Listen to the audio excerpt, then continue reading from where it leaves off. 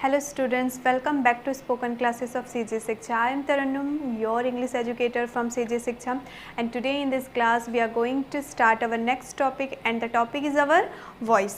आज की इस क्लास में हम हमारे स्पोकन का नेक्स्ट टॉपिक स्टार्ट करने वाले हैं जो कि है आपका वॉइस। वॉइस तो आप लोगों ने स्कूल में भी रीड किया होगा कि वॉइस हम 2 टाइप्स के पढ़ते हैं। किसी भी सेंटेंस को हम 2 तरीके से बात कर सकते हैं, ठीक है, कि मैंने आम खाया, ठीक है, एग्जाम्पल के तौर पे कि मैंने आम खाया, या फिर आम मेरे द्वारा खाया गया। यही तो है हमारा वॉइस। तो आज की इस क्लास में हम वॉइस को बस इंट्रोडक्शन समझने वाले हैं कि एक्चुअल में वॉइस क्या होता है, कितने टाइप्स का होता है और हम किस तरीके से पढ़ सकते हैं। हमने इससे पहले टेंस पढ़ा था, तो एंड आई होप स्टूडेंट्स कि आपको टेंस अच्छे से क्लियर होगा, क्योंकि अगर आपका टेंस क्लियर होगा तब जाके आपको वॉइस अच्छे से समझ में आएगा। तो अगर आपने अभी टेंस नहीं पढ़ा है तो वॉइस पढ़ने से पहले आप अपना टेंस क्लियर करिए, देन उसके बाद तो वॉइस हमारा बहुत ही ज़्यादा सिंपल होने वाला है। सो स्टार्ट करते हैं हम वॉइस के बारे में जानना। तो सबसे पहले जैसे कि अभी मैंने बताया कि वॉइस में हम लोग किस तरीके से पढ़ेंगे, हम 2 टाइप्स के वॉइस पढ़ेंगे, ठीक है, और उन दोनों वॉइस का नेम क्या होगा।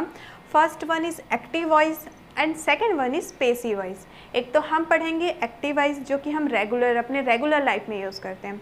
Second one is our passive voice. अब ये दोनों वॉइस क्या होते हैं, अरे कोई कॉम्प्लिकेटेड नहीं है, कोई डिफ़िकल्ट नहीं है, बस हमारा टेंस क्लियर है, फिर वॉइस तो हमारा आसानी से क्लियर हो ही जाएगा, ठीक है। अब सबसे पहले हम वॉइस का डेफिनेशन समझते हैं। वॉइस एक्चुअल में क्या होता है, वॉइस मीन्स क्या समझते हैं हम हिंदी में, हमारी आवाज़। तो हम हमारी आवाज़ को किस तरीके से कह सकते हैं, हम कुछ भी चीज़ को 2 तरीके से कह सकते हैं, ठीक है। जैसे कि पहले डेफिनेशन क्लियर करते हैं। Voice is a form of verb which shows whether the subject of a sentence perform a action और रिसीव्स एन एक्शन। एक्चुअल में वॉइस क्या होता है, वॉइस वर्ब का ऐसा फॉर्म होता है जिसमें हमको ये पता चलता है या फिर वो हमको ये दिखाता है कि जो सब्जेक्ट है, किसी भी सेंटेंस का जो सब्जेक्ट है वो कोई कार्य कर रहा है या फिर उससे हमको कोई चीज़ मिल रही है, ठीक है। 2 चीज़, एक तो या तो हमारा जो सब्जेक्ट है वो कुछ काम करेगा, और सेकंड चीज़ क्या देखा हमने, उससे हमको कुछ चीज़ मिलेंगी। अब इसका मतलब क्या हुआ, अभी आप लोग कंफ्यूज हो रहे होंगे। जैसे हम एग्जाम्पल में पहुँचेंगे ये भी एकदम अच्छे से क्लियर हो जाएगा। जैसे कि एग्जाम्पल्स यहाँ पे लिखा हुआ है, देख सकते हैं आप, एक्टिव वॉइस का और पैसिव वॉइस का एग्जाम्पल है। एक ही चीज़ है लेकिन हम उसको 2 तरीके से कह रहे हैं। ही लव्स मी, वो मुझसे प्यार करते हैं। I am loved by him, मैं उनके द्वारा प्यार की जाती हूँ, या फिर वॉट एवर मीन्स किसी के द्वारा कुछ काम होना। आई सी द मून, मैंने चांद देखा। The moon is seen by mean, वो चांद मेरे द्वारा देखा गया, ठीक है। तो आप समझ रहे हैं ना कि एक ही सेंटेंस है लेकिन हम उसको 2 तरीके से, 2 मेथड से कह रहे हैं। तो वही दोनों मेथड ही क्या है, हमारा वॉइस है। एक है आपका एक्टिव वॉइस जो हम हमारे रेगुलर लाइफ में यूज़ करते हैं, जैसे कि हम चांद देखेंगे तो हम यही तो बोलेंगे ना, आई सी द मून, मैंने चांद देखा। अब पैसिव वॉइस का यूज़ मोस्टली जनरली हम अपने रेगुलर लाइफ में तो यूज़ नहीं करते हैं कि the moon is seen by me, means वो चांद मेरे द्वारा देखा गया। ऐसा तो हम अपने रेगुलर लाइफ में यूज़ नहीं करते हैं, ठीक है। और कुछ और एग्जाम्पल देखिए, clean the room. Clean the room means इस कमरे को तुम साफ़ करो। Let the room B clean, इस कमरे को साफ़ करो। अब ये जो लेट द है, यू आर रिक्वेस्टेड टू है और यू आर ऑर्डर टू है, इन दोनों एग्जाम्पल से थोड़ा सा अलग है। अब वो थोड़ा सा अलग क्यों है, जब इसको हम रूल्स पढ़ेंगे तो वो भी आपको अच्छे से क्लियर हो जाएगा, ओके। अब नेक्स्ट देखते हैं हम एक्टिव और पैसिव में। Passive voice emphasize the person और object receiving the action. Passive voice, ठीक है, जो हम रेगुलर लाइफ में यूज़ करते हैं, याद रखिएगा वो एक्टिव वॉइस के सेंटेंस होते हैं और उसका जस्ट अपोजिट होता है पैसिव वॉइस। तो पैसिव वॉइस किस पे एम्फेसाइज करता है, मतलब किस पे वो जोर देता है, भार देता है अपना, उसका फोकस किस चीज़ में रहता है। तो पैसिव वॉइस का फोकस जो रहता है वो किस में रहता है, पर्सन और ऑब्जेक्ट रिसीविंग द एक्शन। कोई भी पर्सन, हमको पहले तो आप लोग ये बताइए कि आपको सब्जेक्ट और ऑब्जेक्ट क्लियर होना चाहिए अगर हम पैसिव वॉइस या फिर एक्टिव वॉइस पढ़ रहे हैं तो। उसके अलावा टेंस क्लियर होना चाहिए। तो पहले एक बार शॉर्ट में हम सब्जेक्ट और ऑब्जेक्ट क्लियर करते हैं। जैसे कि हम लिख लेते हैं पहले,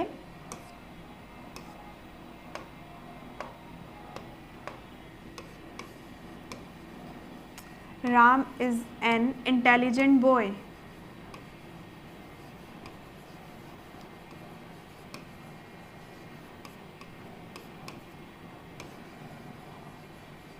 हमने यहाँ पे एक सेंटेंस लिखा, Ram is an intelligent boy. Ram जो है वो बहुत ही इंटेलिजेंट बॉय है, ठीक है।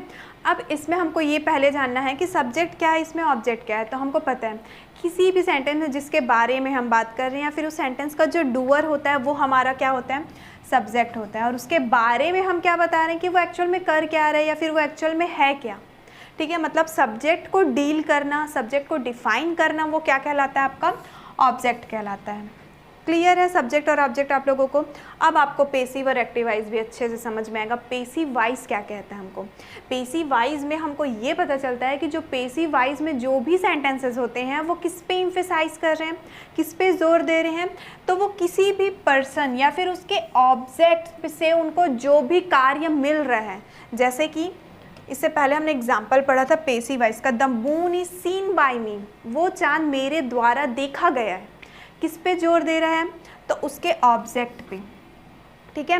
उसके ऑब्जेक्ट पे हम इम्फेसाइज कर रहे हैं, जोर दे रहे हैं कि उसके ऑब्जेक्ट से हमको क्या मिल रहा है। मीन्स मैंने क्या किया, चांद को देखा ना मैंने, या फिर चांद मेरे द्वारा देखा गया। इसमें कौन किसके ऊपर भार पड़ रहा है, तो ऑब्जेक्ट या फिर पर्सन पे, मीन्स मुझ पे। मी मीन्स मुझ पे ना, तो ऑब्जेक्ट या फिर पर्सन पे जब इम्फेसाइज होता है दैट मीन्स वो होता है हमारा पेसिव वाइज। क्लियर। अब सेकेंडली देखेंगे हम एक्टिव वाइज क्या होता है। Active voice emphasizes the person और object performing the action. Active voice में क्या देखा जाता है, वो पर्सन और ऑब्जेक्ट जो कार्य को कर रहे हैं, ठीक है। जैसे कि एग्जाम्पल देखे हमने, आई सी द मून, मेरा कार्य हो रहा है ना कि मैं चांद को देख रही हूँ, ठीक है।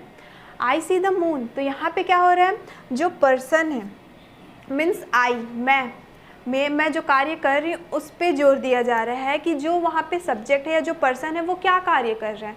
तो मैं चांद को देखने का काम कर रही हूँ, मीन्स सब्जेक्ट पे और पर्सन पे अगर जोर दिया जा रहा है दैट मीन्स होगा वो आपका एक्टिव वाइज। आई होप कि आपको क्लियर हो गया होगा। बहुत सिंपल सा है, हम आसानी से पहचान सकते हैं पेसिव और एक्टिव वाइज को। जैसे कि यहाँ पे दिया गया है, observe the following two sentence. दो सेंटेंस को आपको थोड़ा सा ऑब्जर्व करना है कि दोनों में बेसिक सा क्या डिफरेंस है, ठीक है। जैसे कि people speak English all over the world, जितने भी पूरी दुनिया में जो लोग हैं इंग्लिश में बात किया करते हैं, ठीक है, या फिर पूरी दुनिया के लोगों को इंग्लिश में बात करनी आती है। और सेकंड में, English is spoken all over the world by the people, English पूरी दुनिया में बात की जाती है लोगों के द्वारा, ठीक है। तो इसमें देख सकते हैं आप, एक ही सेंटेंस है, हम एक ही बात बताना चाह रहे हैं, बस तरीका क्या है हमारा अलग अलग। भाई एक हमारा एक्टिव है तो दूसरा हमारे पास क्या है, हमारा पेसिव भी है। अगर हम एक्टिवली कह सकते हैं तो हम पेसिवली भी कह सकते हैं, ठीक है। और मोस्टली हम पेसिव वाइज में बाय का यूज़ करते हैं, वो हम जब आगे रूल पढ़ेंगे नेक्स्ट फर्दर क्लासेस में तो आपको रूल वाइज तो अच्छे से क्लियर हो जाएगा। बस आज के इस क्लास में हम वॉइस को थोड़ा सा उसका इंट्रोडक्शन ही समझ रहे हैं कि एक्चुअल में वॉइस क्या होता है, ठीक है। In sentence 1 people is the subject. Sentence 1 में आप देख सकते हो यहाँ पे सब्जेक्ट कौन है आपका, तो सब्जेक्ट है यहाँ पे पीपल, ठीक है, लोग सब्जेक्ट है यहाँ पे। और सेंटेंस 2 में अगर देखें तो English is the subject. Sentence 2 में हमारा सब्जेक्ट चेंज हो गया ना, इंग्लिश, तो हम ये कह सकते हैं कि क्या होता है, जब हम लोग एक्टिव से पेसिव में चेंज करते हैं तो जो ऑब्जेक्ट है वो सब्जेक्ट और जो सब्जेक्ट है वो ऑब्जेक्ट बन जाता है। क्लियर है। इन thus it is clear that the verb can express on action in 2 words, या फिर 2 ways लिख सकते हैं हम इसको। तो हम इस तरीके से जान सकते हैं कि हम अपने फीलिंग्स को, अपने वर्ड्स को, अपने सेंटेंस को 2 तरीके से बता सकते हैं, या तो हम एक्टिव वाइज के थ्रू बता सकते हैं और सेकेंडली हमने क्या देखा, हम पेसिव वाइज के थ्रू बता सकते हैं। क्लियर है। आई होप अभी तक मेरा बस सिंपल सा लॉजिक ये था कि आप लोगों को ये समझ में आया कि एक्चुअल में वॉइस क्या होता है, जो कि आप लोगों को समझ में आ गया होगा। और अब तक आप लोगों को बस इतना जानना था कि एक्टिव वाइज क्या होता है और पेसिव वाइज क्या होता है, ठीक है। तो एक्टिव वाइज में क्या होता है, किस पे हम फोर्स करते हैं, एक्टिव वाइज पे, तो हम सब्जेक्ट पे और जो पर्सन है वो जो एक्शन कर रहा है मतलब जो काम कर रहे हैं, ठीक है। और पेसिव वाइज पे हम किस पे फोकस करते हैं, तो पेसिव वाइज का फोकस होता है भाई ऑब्जेक्ट पे और पर्सन पे, ओके। अब आगे देखिए, active voice, the form of a verb that tense importance to the subject, the doer of the action, it's a doer. Active voice में क्या होता है, एक्टिव वाइज जो रहता है उसमें जो वर्ब रहता है, एक्टिव वाइज के सेंटेंस में जो वर्ब होगा वो किसको इंपॉर्टेंस देता है? सब्जेक्ट को। सब्जेक्ट क्या होता है? उस सेंटेंस का डूअर होता है, ठीक है। मतलब एक्टिव वाइज में किसका इंपॉर्टेंस है? तो सब्जेक्ट का इंपॉर्टेंस है। क्लियर है? सब्जेक्ट का इंपॉर्टेंस है। एग्जाम्पल, आई लाइक मैंगो, मुझे मैंगो पसंद है। I like mango. People admired this not his bravery. People उनकी ब्रेवरी का, उनकी बहादुरी का प्रशंसा करते हैं, लोग उनकी बहादुरी का प्रशंसा करते हैं। तो इसमें किसका इंपॉर्टेंस है पढ़ा हमने? यस, सब्जेक्ट का। तो आई लाइक मैंगो में सब्जेक्ट कौन है? आई, मतलब मैं। और सेकेंड एग्जाम्पल में सब्जेक्ट कौन है आपका? पीपल, लोग हैं, ठीक है। तो इस तरीके से जो सब्जेक्ट होगा उसका इंपॉर्टेंस किस में होगा आपका? तो उसका इंपॉर्टेंट होगा आपका एक्टिव वाइज में। क्लियर है स्टूडेंट्स? अब सेकेंड पढ़ेंगे हम पेसिव वाइज में। The form of a verb that tends importance to the action rather than its doer is in the passive voice. Passive voice में doer का importance ना देकर के किसको importance दिया जाता है? Action पे, ठीक है, कार्य पे। मतलब कि जो सब्जेक्ट है वो ऑब्जेक्ट में चेंज हो जाता है और जो ऑब्जेक्ट है वो सब्जेक्ट में। जैसे कि mango is liked by me, I like mango, mango मुझे पसंद है, ठीक है, आम मुझे पसंद है। और मैंगो इज़ लाइक्ड बाय मी, आम को मेरे द्वारा पसंद किया गया है, ठीक है। दोनों में डिफरेंस थोड़ा सा समझ में आ रहा है। एक तो मैं कह रही हूँ कि ये चीज़ मुझे पसंद है और मुझे उसके द्वारा पसंद किया गया है। तो जहाँ पे के द्वारा आ गया दैट मीन्स वही हमारा क्या होता है? पेसिव वाइज होता है। How to express a passive voice, हम पेसिव वाइज को कैसे एक्सप्रेस कर सकते हैं? तो कुछ पॉइंट्स है, इसको हम एक बार रीड कर लेते हैं। The passive voice is formed by using appropriate forms of the verb is third form of the verb. कहने का मतलब ये है कि पेसिव वाइज में हम सिर्फ वर्ब के थर्ड फॉर्म का यूज़ करते हैं, सिर्फ वर्ब के थर्ड फॉर्म का, ना ही फर्स्ट का, ना ही सेकंड का, ना ही फोर्थ का, ना ही फिफ्थ का, सिर्फ और सिर्फ वर्ब का थर्ड फॉर्म ही यूज़ होगा। The object is subject to take the place of the subject. अब इसमें क्या होता है, मैंने आपको अभी बताया कि जो सब्जेक्ट है वो ऑब्जेक्ट बन जाएगा और जो ऑब्जेक्ट है वो पेसिव वाइज में सब्जेक्ट बन जाएगा, मतलब दोनों इंटरचेंज हो जाएंगे, ठीक है। We should use by in sentence of passive voice. Passive voice में हम किसका यूज़ करेंगे? भाई हमको पेसिव वाइज के हर सेंटेंस में बाय का यूज़ करना है। और जो ऑर्डर, रिक्वेस्ट या कमांड वाले सेंटेंस है उसको तो हम आगे बाद में पढ़ेंगे। फिलहाल पेसिव वाइज में हम बाय का यूज़ करते हैं, बाय वर्ड का। The tense of the verb does not change but its form changes. जो वर्ब का टेंस है वो चेंज नहीं होता है लेकिन उसका फॉर्म चेंज होगा। Out of the 12 form of tenses in the active voice, only 8 have passive forms. हम लोग 12 टाइप का टेंस पढ़े हैं। हमको पता है टेंस मेनली 3 टाइप्स के होते हैं, लेकिन हर टेंस का हमने 4 टाइप्स भी तो पढ़ा है ना। 4 4 2 8, 4 3 12, मतलब टोटल हमने कितना पढ़ा है? 12 टाइप का टेंस। और उन 12 टाइप में से सिर्फ 8 टाइप का आपका पेसिव वाइज में चेंज होता है। 8 में से 12 में से 8 गया तो बचा 4 टाइप्स के पेसिव वाइज चेंजेस नहीं होते हैं।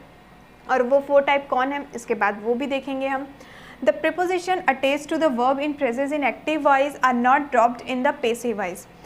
एक्टिव वॉइस में जो प्रीपोजिशन हम यूज़ करते हैं वो पेसिव वॉइस में ड्रॉप्ड आउट नहीं होते हैं।